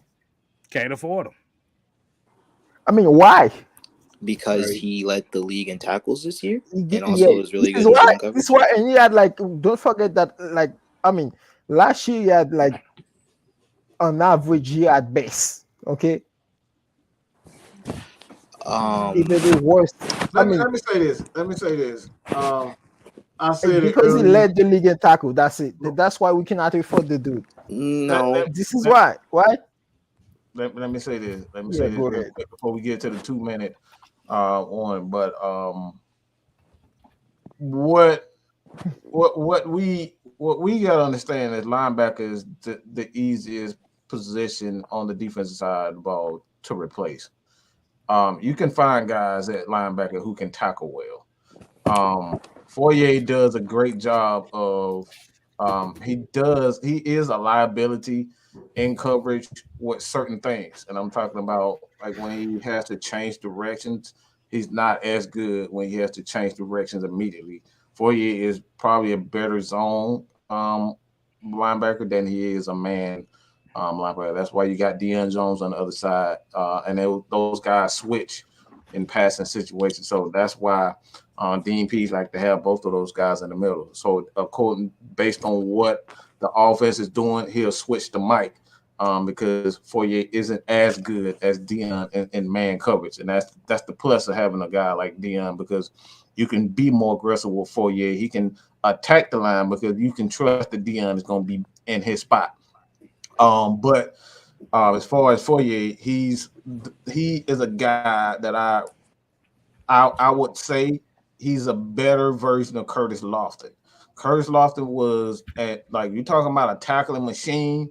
He can get downhill fast, and you can count on him to make that tackle. But when you put him in coverage, he's not as good. All right, and that's and Curtis Lofton was a good linebacker. He was a good serviceable linebacker for years. But you can replace a guy like Curtis Lofton. You can replace a 4-year-old coach. Like right now, we possibly have one with Michael Walker. We don't know what he is. So I understand that 4-year is a terrific linebacker. But when you talk about paying two linebackers $10 million plus, and one of them, Deion can be traded, but we're still talking about dead cap. and this is something they're trying to avoid. So it's not out of the possibility of letting Fourier getting that third for next year, third or fourth compensation pick for next year, and then you draft and using that pick to draft his potential replacement or Deion replacement of Michael Walker's replacement, depending on what they do to him. So I'll come down to it, like, don't get comfortable with our linebackers, because I believe the linebacker position in the NFL, so the defense side of the ball, is the easiest to replace. You can replace those guys. You can't replace a defensive tackle. You can't replace a defensive line. You can't replace good safeties and good corners, but you can replace a good linebacker. I mean, after all, Foye was a 6th rounder, so there's your proof. And I mean, I agree, but I'm a little bit more higher on Foyer's coverage skills. I think that, in the beginning, just for the entire season, he played the middle read, or like basically the Tampa 2, like the linebacker that carries deep wide receivers all the way up and technically playing that third safety type of role a lot. And towards the end of the season, when he started getting a little bit more man coverage reps, he looked a little better than Deion in that role. And no, that's because he had Deion on the field. This is what we talking about. This is what I was talking about by having guys that complement each other well. You got to have guys that complement each other. That's how you build defenses. This is why I'm talking about the draft. That even with a guy like Jordan Davis, a lot of people, like I said, I still don't say draft him at 8, but this is how you build a team. You don't have a bunch of guys with the same skill set. They have to complement each other's game properly. This is why you get Aaron Donald, and you got guys like Leonard Floyd, Dante Fowler Jr. Once you have that one piece, everything else becomes a lot easier to replace, because Aaron Donald is going to get upfield. So all you would need for the other guys is just to be the holder point, all right, to set the edge. You don't need these guys to be spectacular. So the Falcons already have a Grady Jarrett who can penetrate. So what the Falcons need, they need solid edge guys who would just do their job. And you got, again, Fourier is the tackling guy. Yes, he's excellent coverage. Deion is excellent in coverage. Okay, that's his strength. So it makes it a lot easier. It makes it a lot easier for Fourier to be more aggressive and getting into the backfield, because he can trust that Deion is going to be in his spot. That right there is one of the reasons why Devondre Campbell was no longer in the plans of the Falcons, because he wasn't a guy that you can trust in coverage. Not that he wasn't a good corner, but in this system, he wasn't complementing the other linebackers. So this is why I say everything works together on the defense. It's not like the offense. You can see teams on offense come together within a year.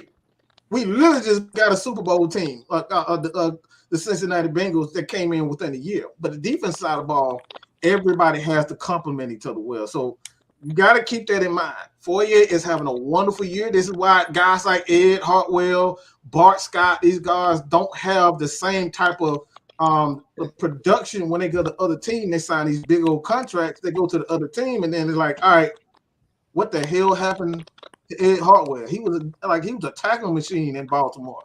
What the hell happened to him? What happened to Ray Edwards? What the fuck happened? Like, Ray Edwards had like 12 sacks. And then he came to Atlanta, and the motherfucker can't get 1 sack. Every player complements each other well. So not a dig on Fourier. It's about the system and how many with the players around you that complement each other well. I mean, look at it this way. I mean, let's just say they do let him walk. You got a very productive linebacker, and you turned a 6th rounder into like a 3rd rounder. That sounds like a win to me. You see how, like, the Cowboys, they use Micah Parsons and like rushing the quarterback, covering a tight end, running back. We can use Deion Jones the same way. Deion can rush the quarterback. and we can use like Fourier the same way they use Van der Esch. See what? But you say we can't afford to keep Fourier. Nah, because if you think about it, he's a free. This was a contract year for him, and he led the league in tackles. Well, but then the problem is like I said at the beginning, the Falcons are $7 million over the cap, which means we really can't afford to be paying guys $50-60 million for anything right now. I mean, they can franchise tag him. That's gonna make it worse. Yeah. Repeat what you just said. Their Falcons right now are $7 million over the salary. Because even if you franchise tag him, you're going to be paying him the league high of linebackers for that 1 year. Mm-hmm. So that does nothing. That does nothing but make your cap situation worse. Yeah, you just paying them even more than probably what you was going to This is why I will never stop blaming the origin. Right. Those dudes put us in position to fail. Right. They saw Desmond Trufant contract. Robert Alford contract. Worse. Mm-hmm. Bunch of dudes contract. Jamon Brown, James Carpenter, John Asamoah. Like I said, Devontae Freeman. I'm really surprised they're reaching out to me and give me a contract, goddammit. I mean, there's a reason why Thomas Dimitrov's doing a podcast.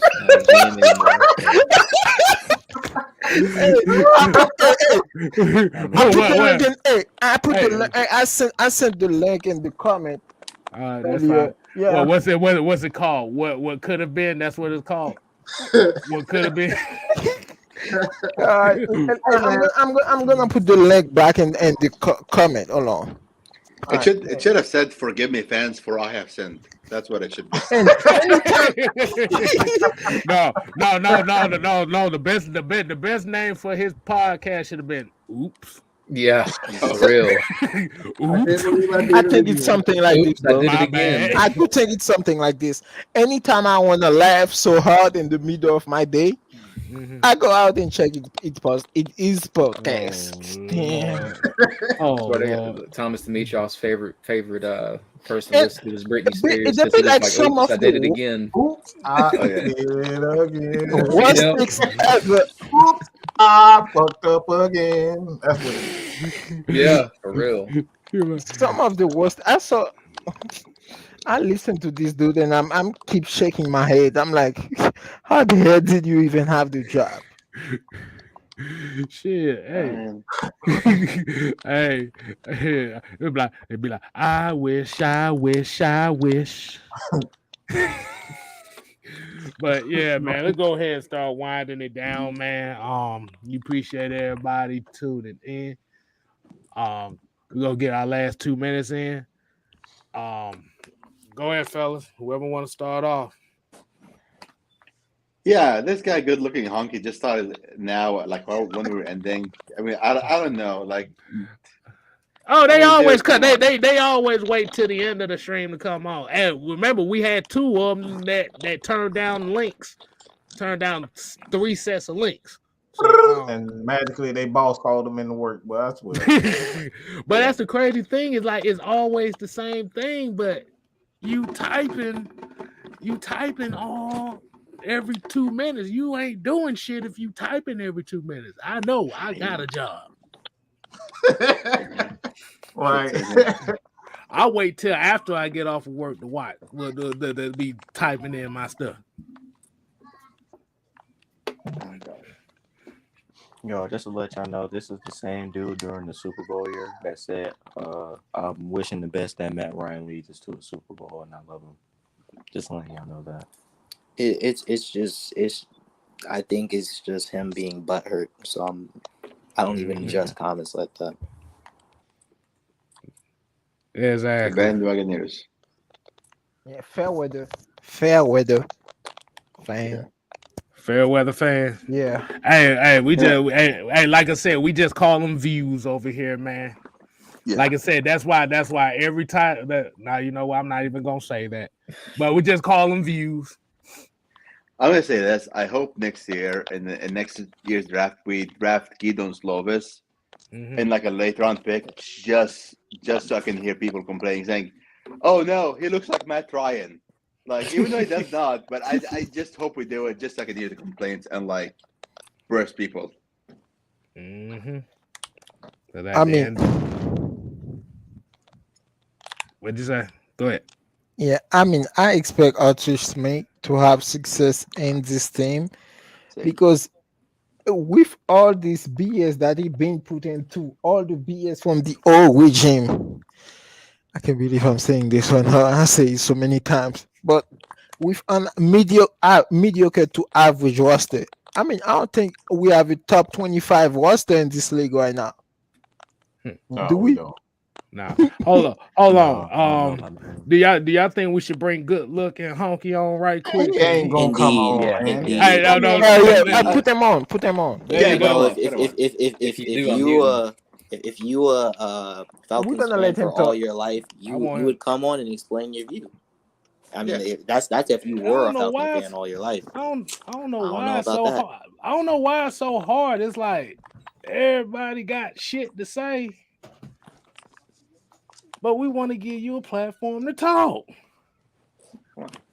I will put myself in silence. You know, come on. I'll be like this. Come on. Hey, look. Everybody gonna go into it. Look. Everybody gonna go into a stop camera screen. We all just gonna be like blank screens of them. Literally. Look, everybody gonna be looking like this. Literally, I will mute for like the entire show if he just comes on and just says his view. I won't say a single word. I will type my chat. I will type my beliefs in the chat, but I won't say a single word. Is he coming in? I doubt it because he I haven't seen him. He typed everything in a 30-second interval. Now it ain't going like that no more. Yeah. I don't know what it is about these links though. I don't know what about these links. These like I say. They like, oh my gosh, I gotta get on. No, I can't do that. I have to talk. They're getting called out. Is what's happening. It's like I don't want to. They don't like that. Oh my God, Lee, it's open, man, right there. Yeah, we don't have a top 25 roster in this league right now, and somehow we managed to get all the way to week 17 to get eliminated from the playoffs. We was literally three games away from making the playoffs. If we beat Washington at home, that Carolina game, we should win it. We will make the playoffs. Getting back to Mike's previous. Sorry, go ahead. Oh no, you got it. Nah, you're good, dude. I've talked enough already. We all. I was just gonna say, a lot of people around the league, that know their stuff about football, when they saw how we were like just making these 3 wins and then 3 losses type of streaks, or like when you go up and down, they were really actually surprised. They were like, "Oh wow, yeah." Like they might actually make it to the playoffs." And they've had some really bad losses, but then like some relatively decent wins.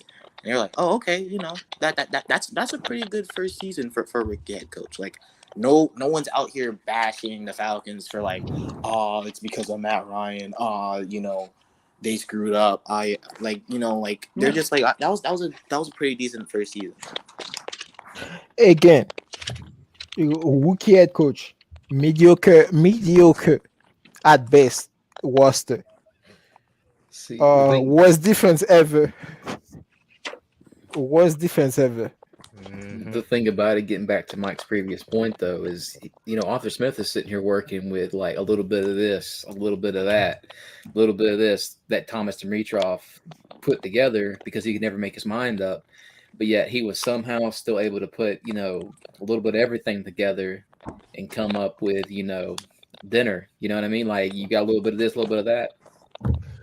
Yeah. He still made it work. You know what I mean? I don't know.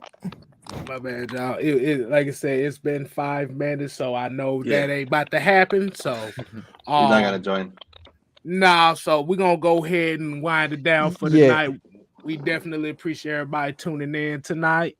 As you already know, continue to support your boy 6 Man K Styles, Mad Mike Sports, And appreciate everybody that's on the screen with us talking football as usual. As we say here, we ain't here to play. We here to stay. You ain't got to go home. Vlad? But you got to get the hell out of the yeah. You're scared. Wait, I am home. But I am home right now. And you scared of... technically we are home, so yeah. You scared of the dudes. You scared. Hey, look, you scared motherfuckers. Deuces.